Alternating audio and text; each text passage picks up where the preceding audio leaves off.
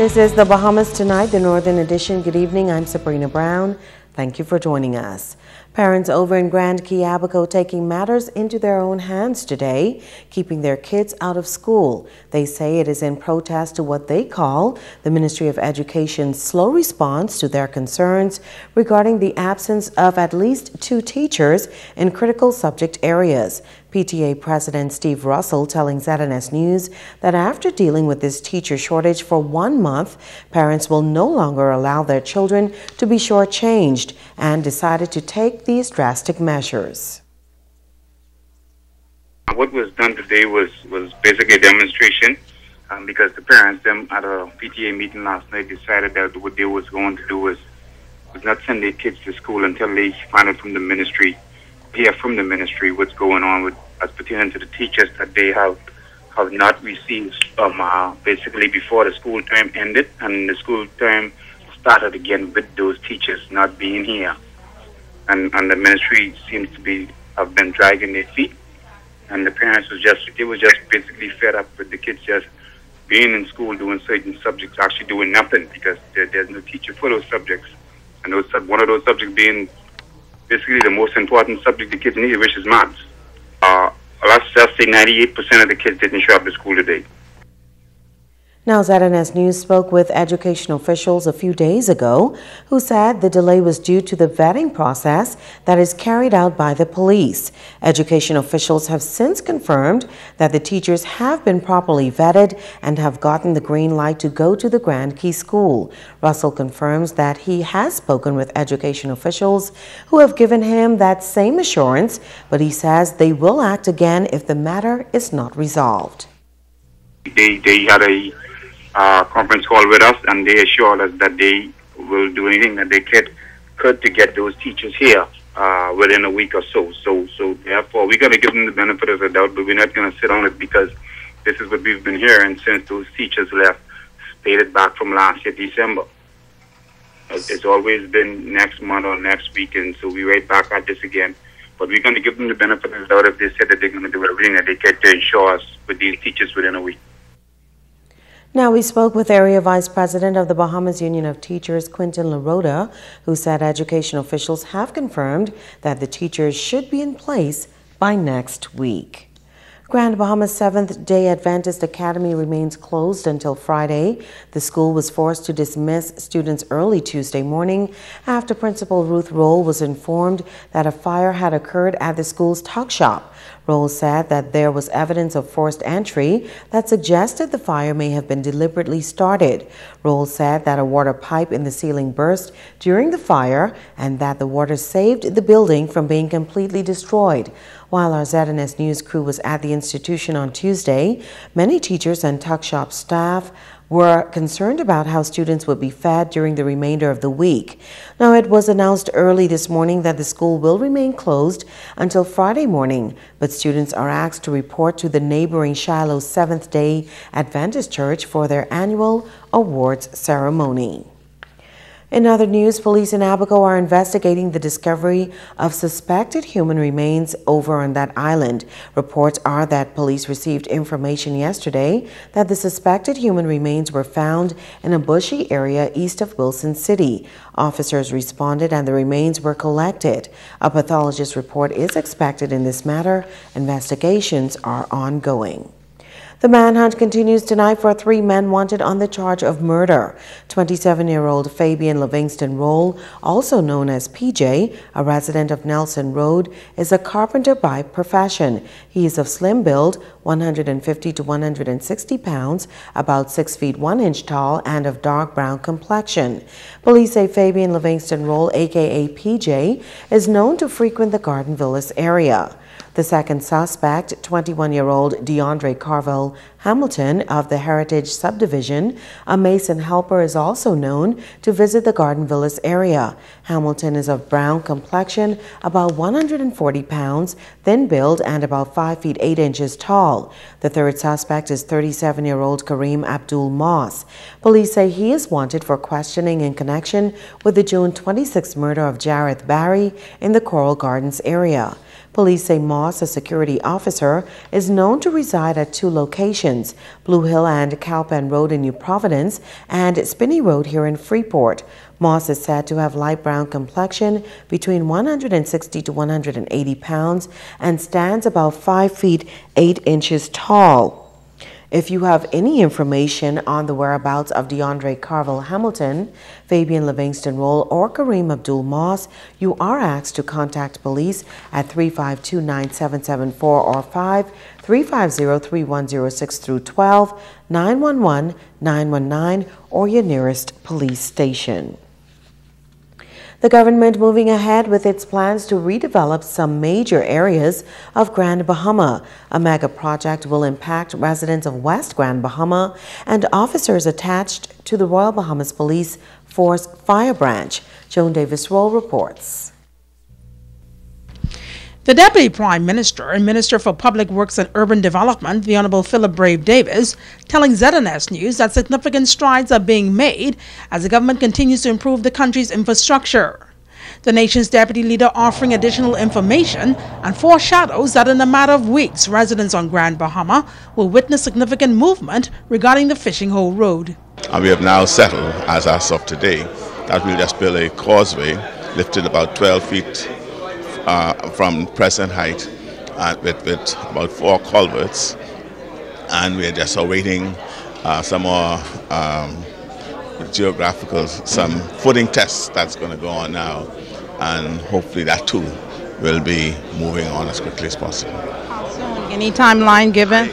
I am advised, having met with the Minister of Grand Bahama and one of the engineers who's involved in the design project, that we should be in a position to go to bid no later than by the first week in November.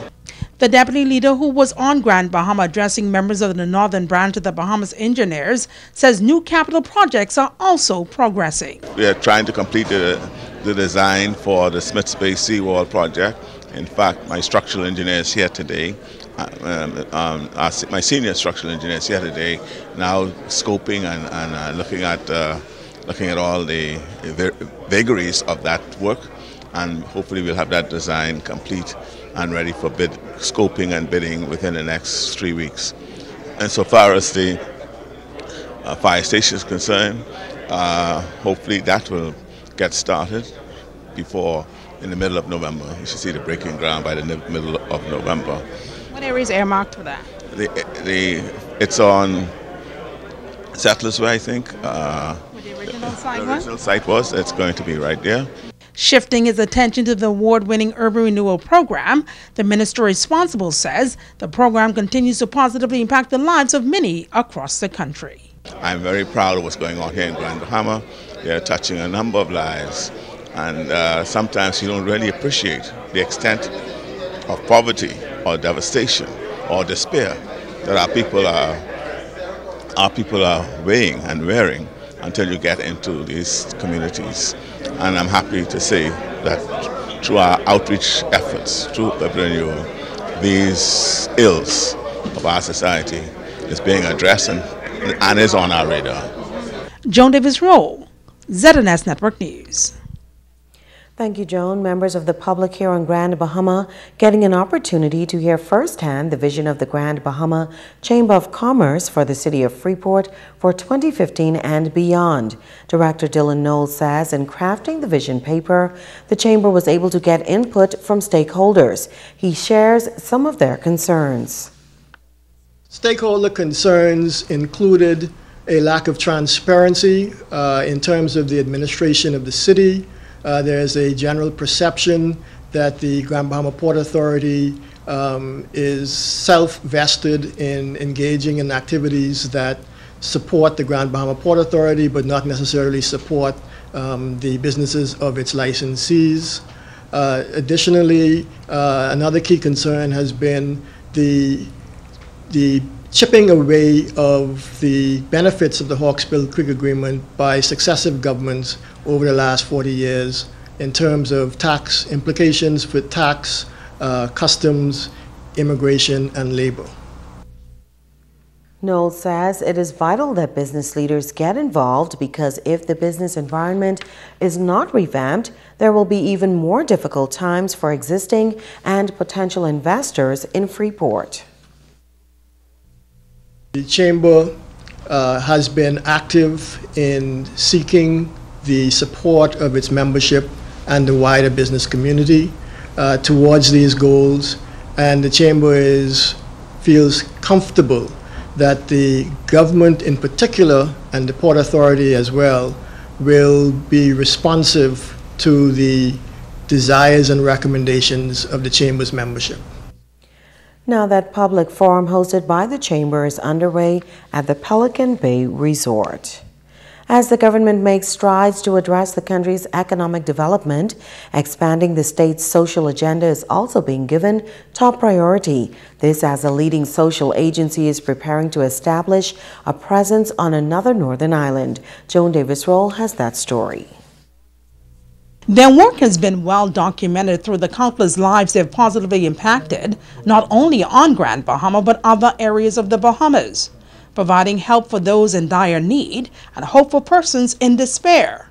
Urban Renewal 2.0 team on Grand Bahama, headed by Deputy Director Michelle Rankley, is about to enlarge their territory by expanding its reach.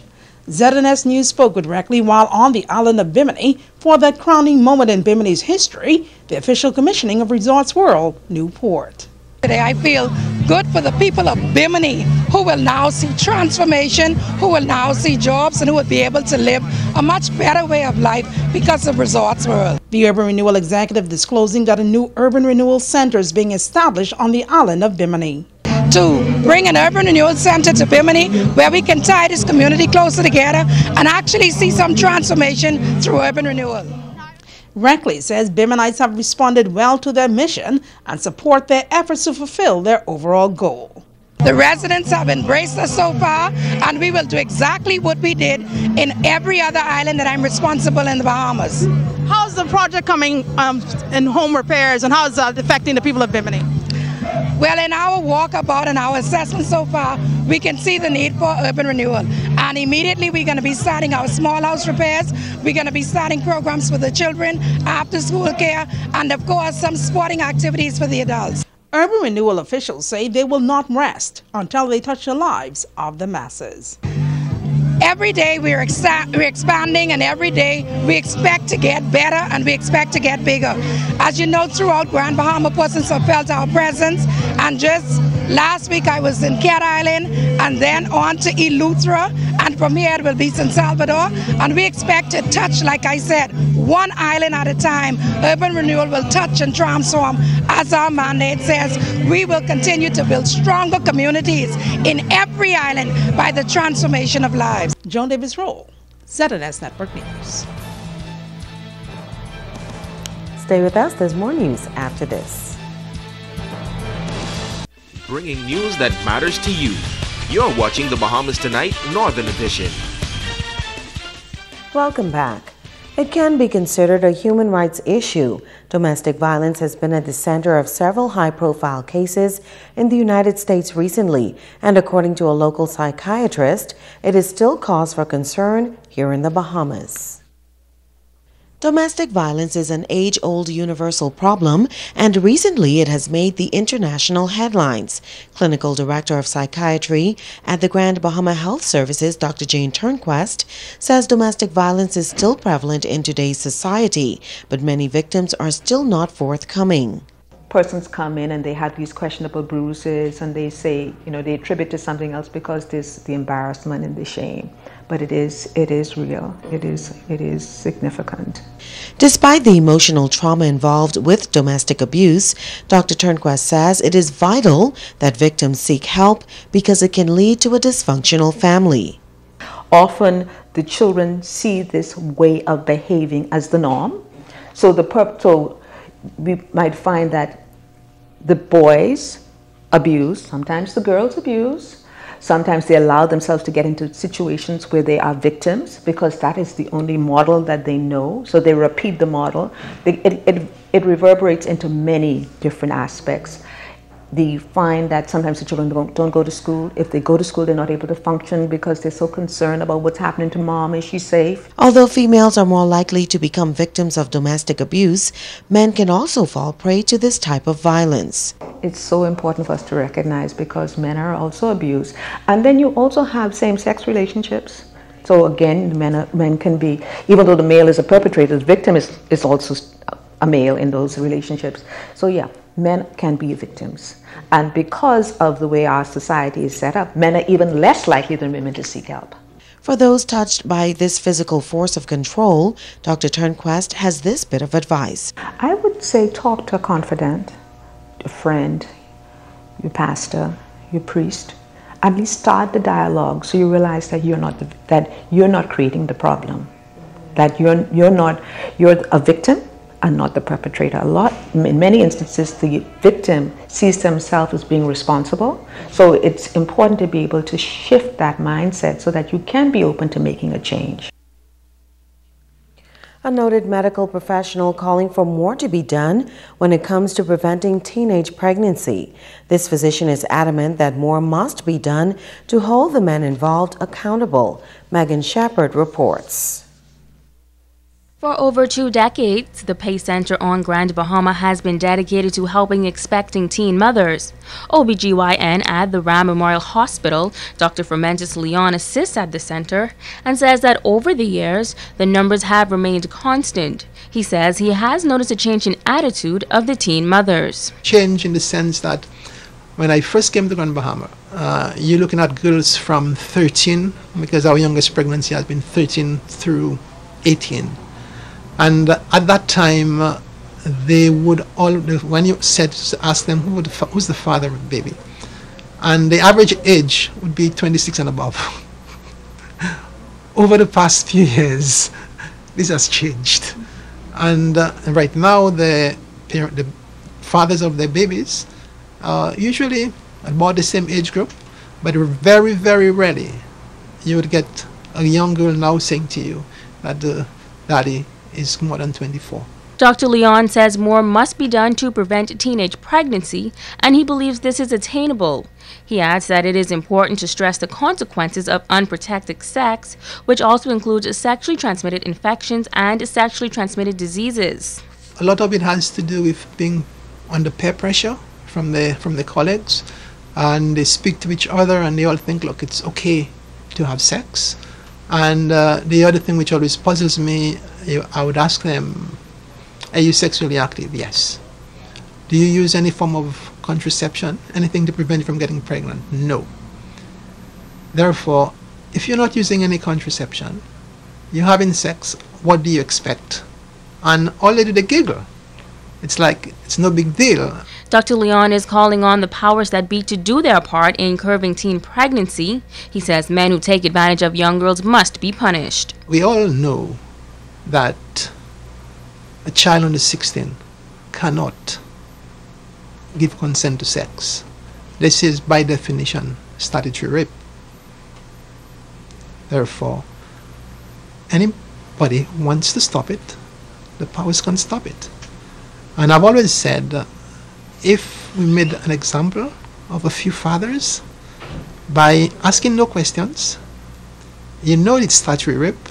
She's 13, she's 14. The father has to be declared. The child is going to be registered as the father. Every child who comes through PACE has to go through social services.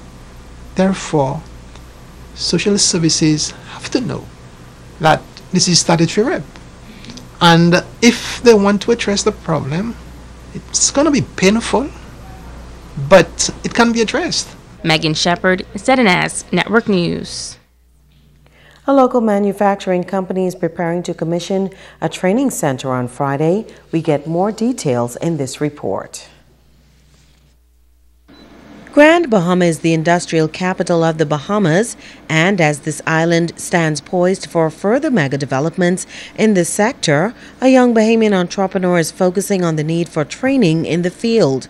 Owner of Pine Yard Steel Fabrication and Construction Company, Edney Anderson, has answered the call and is preparing to open a technical training center on Oak Street. We have now been able to get a consultant from the U.S. that actually designed all of the trade school in the whole of Broward County.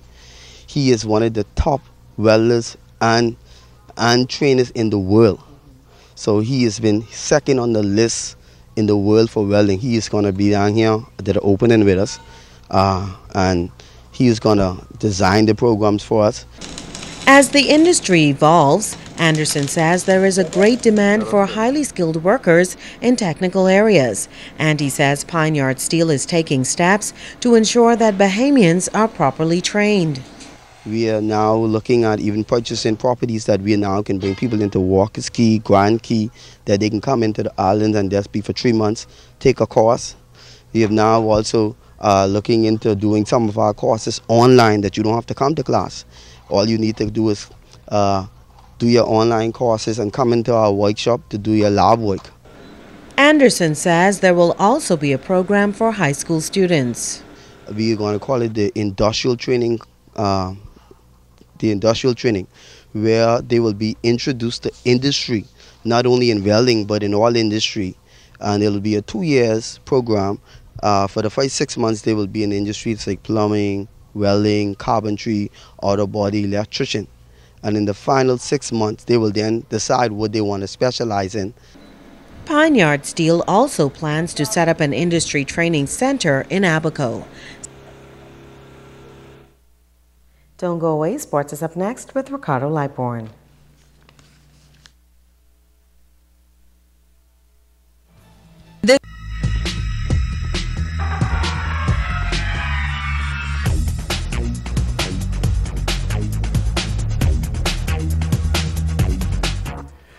Everybody, Sports Time. I'm Ricardo Lightborn. Let's get cooking. The Bahamas Athletic Association, the B3As, folks, is actually looking at the back of the season and now looking for 2015. The 2014 year was productive, but there is some improvement. The B3A's executive team were in Grand Bahama for the funeral of Coach Dwayne Jennings at the community at Heart Church. President Mike Sands also gave an account of track and field season.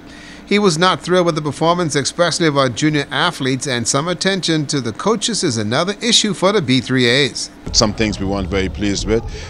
We didn't think our performances at Carifta were what it ought to have been in particular, for example. And then a number of other issues that we're going to be looking at in remodeling and restructuring ourselves to be more competitive as we go forward. And one of the things, I don't want to preempt, but we're just going to ask the coaches in particular, and I'm going to be having meetings with them collectively and individually to ensure that we step up our games overall. And so I think we're going to have a very, very successful year. We have a lot of talented young athletes. We have a lot of talented coaches. We just had a completion of a USA track and field coaches course, which have qualified additional coaches. We want now to see them put that qualification to good use. The B3As was met with a lot of financial challenges this track and field season, and there is even a greater challenge for the 2015 season. That's just a few months away. We're not getting the type of support that we'd like to have. I mean, you know, finances is a critical part, and I mean very critical, because there's no use for the kids training if we can't compete. We were very fortunate last season to receive some support from some private sector, but it was a lot of pushing and pulling to get that. And unfortunately, you know, the more successful you are, the more expensive it becomes. And so I would wish to say to persons on the sound of my voice and through you that, you know, don't wait until the event happens and you want to come and celebrate. We need you to help us get there before we can celebrate. The B3A's executive team is hoping for greater financial support and commitment from the coaches and the athletes to put the country first and strive for excellence. Well, the Battle of the Champions was held at the John Caver Gymnasium. Was that and a whole lot more. You see, the YMCA Commercial Basketball League champions, that is the Barco Oilers, took on the Government Departmental Basketball Association champions, the Bamboo Shack Cyborgs. Well, Barco Oilers Bamboo Shack Cyborgs was a good game, and the Oilers won it 107-90 in Game 1.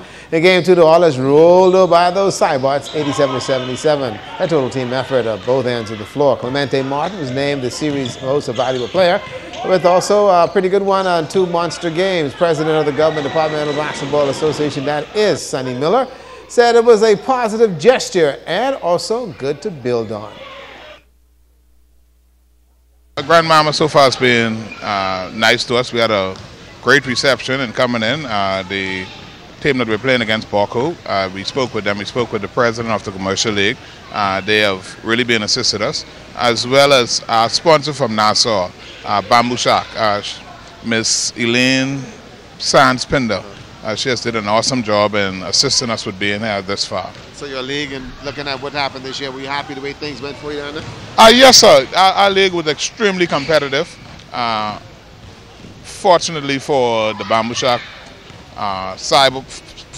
Cyborgs, we were successful in coming on top, defeating Police Crime Stoppers and everyone else. So we had a real successful league.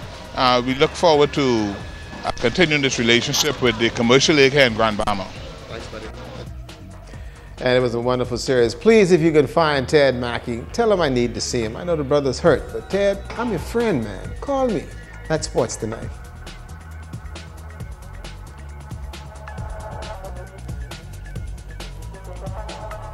This portion of the news is brought to you by Snackville, located number 2 Millennium Mall. Sweets, treats, snacks, and more. Snackville has your favorite snack for that snack attack.